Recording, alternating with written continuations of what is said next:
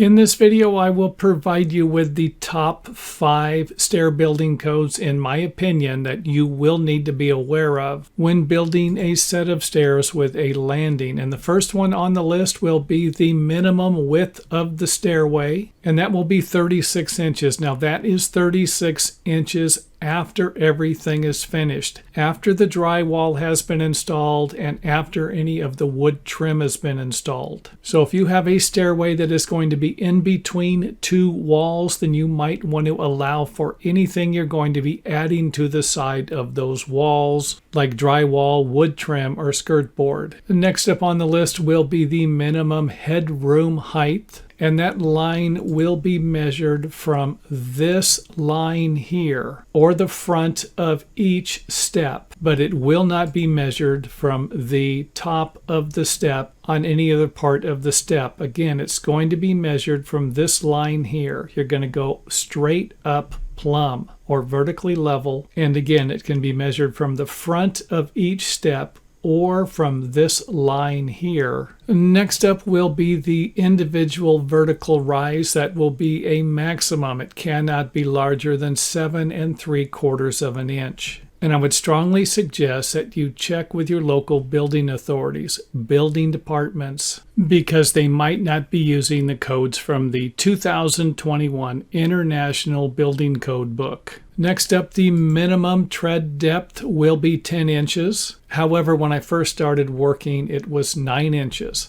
And the vertical riser height was 8 inches. Next up, let's go ahead and take a look at the minimum width or depth of the stair landing itself. And according to these building codes, the depth of the stair tread will need to be the same or larger than the width of the stairway. And that would be the same for the top or the bottom. So the depth of this landing here will need to be the width of this or larger. And this was something a long time ago that used to have a 36-inch minimum, which would be the same as the minimum width for a stairway. However, they have changed the verbiage on it. So again, these building codes are from the 2021 Residential Building Code book. And for the most part, these are building codes I like. However, if you do not like them, then check with your local building department to see if they have different building codes that might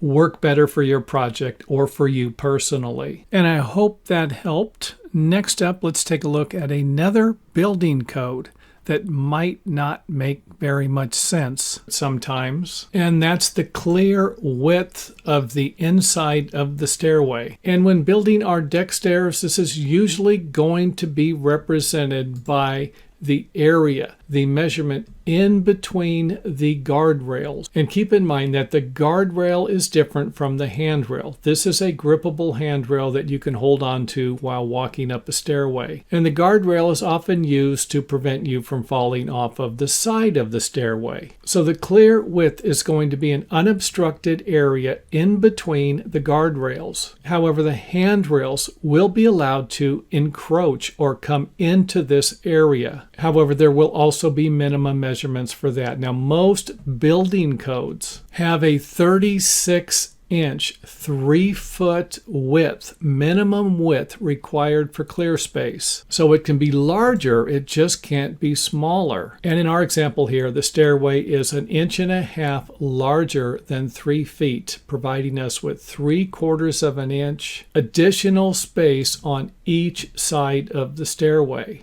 And I drew this box in here to represent the clear width. This is the area that cannot have anything protruding into except for the grippable handrails. That's it. And if you're a new stair builder, someone who has never built stairs before, do not mess this up. Make it a little larger if you can. If you're not quite sure how the hand railing or the guard railing is going to affect the stairs. Now, another thing I need to point out is that you might be dealing with a situation with one grippable handrail. And if that's the case, there are usually building code minimums for the distance between the inside of the grippable handrail and the guard railing. And some building codes only require one grippable handrail, not two. And of course, you will have a minimum measurement in between two grippable handrails, usually in your building codes also. So in other words, the grippable handrails, even though they can encroach into the clear space, they won't be able to encroach into the clear space more than their minimum requirements. And hopefully by now you have a clear understanding what the minimum clear width for a stairway is that will have a guardrail or a wall on one side or the other